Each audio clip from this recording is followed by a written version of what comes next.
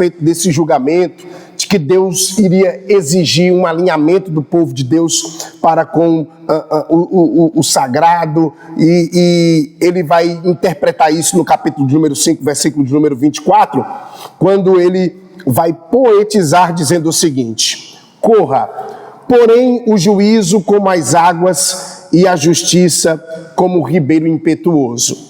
Ou seja, você já viu quando as águas estão desaguando em uma ribanceira e por mais que você tenta fugir destas águas, elas vão te alcançar? É exatamente isso que ele está dizendo, as águas como a representação do juiz de Deus, e que não adiantava Israel correr, o juiz de Deus iria alcançá-los. No capítulo de número 4, ele vai trabalhar aqui as 5 visões que o profeta Amós teve.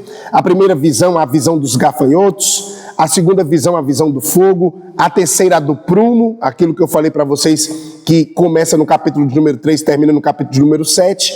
A quarta visão, ele vai trabalhar a visão do cesto de frutos; a quinta, a visão dos juízos de Deus. E é essa a tônica, a pegada. Quando você lê o seu material e você lê o livro do profeta Amós, você começa a entender o que estava acontecendo politicamente dentro da corte, o que estava acontecendo religiosamente dentro do templo em Siló, e você percebe que essa corrupção, ela parte não somente do clérigo religioso, mas também dos reis e da política.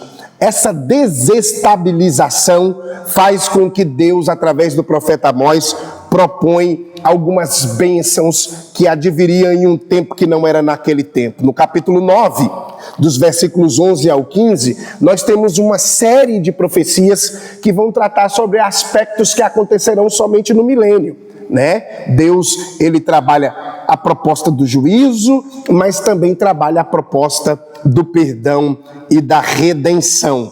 E ele diz a respeito dessa árvore, que é chamada árvore de Davi, no versículo 11, por exemplo, ele fala que Deus levantará o tabernáculo de Davi.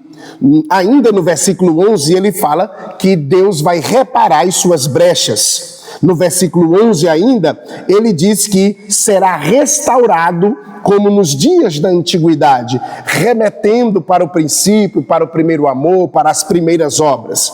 E no versículo de número 14, ele fala que Deus vai mudar a sorte do seu povo. No 15, ele fala que Deus vai plantá-lo na sua terra. Dá para pegar esse plantá-lo na sua terra? Não essa terra corrompida, essa terra miscigenada, essa terra idólatra, mas uma terra futura, que é o período aqui, conforme os escatólogos, período do reino milenar. Bom, quando nós entendemos esse panorama, é aqui o escopo ou o resumo do livro do profeta Amós. Agora, na nossa lição de número 6, quando nós vamos falar sobre o livro do profeta Miqueias, que o tema é o juízo e a salvação de Deus, é a mesma ideia. Aqui ele vai trabalhar primeiro sobre juízo e depois sobre a salvação. Ele profetiza bastante a respeito de aspectos messiânicos. É talvez dentre os profetas menores quem vai colocar as peças nos seus devidos lugares a respeito não somente de Miqueias 5:2, mas também sobre outros aspectos da volta, da remissão desta terra e deste povo. Ele vai profetizar ali bem pertinho também de Amós, entre os anos 730 até os anos 700, e Miqueias trabalha esta proposta de trazer aí alguns aspectos messiânicos, não somente geográficos, mas como também da missão de Jesus, da proposta da vinda de Jesus, como aquele que curaria não somente o povo, mas também a terra, porque esse alinhamento entre povo e terra é importantíssimo para poder restaurar a criação dentro da sua proposta original, que quando Deus criou a terra, ele criou a terra sem pecado. Entretanto, quando o homem pecou, a terra sofreu as consequências. Quando Deus disse para Adão, lembra? Maldita é a terra por tua causa. Ela vai produzir espinhos e abrolhos. Ou seja, o pecado, ele não atingiu somente o ser humano, mas ele atingiu toda a criação de Deus. A terra, a natureza, transformou-se agora distrófica, anomálica, com dificuldade de dar fruto. Subentende-se que antes do pecado os frutos eram muito mais fáceis de produzirem. Entretanto, agora o homem com força, com aquilo que Deus fala, o suor do seu rosto, com a labuta do seu trabalho, você vai comer o seu pão. A terra vai ter que ser lavrada, e até hoje não tem como a terra produzir se ela não for lavrada, né?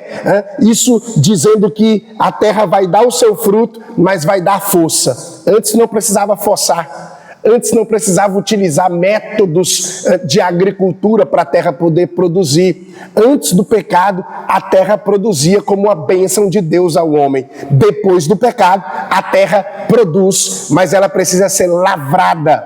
Ela precisa ser forçada, como se a terra estivesse virando as costas para o próprio homem e dificultando aí o seu trabalho e a sua labuta.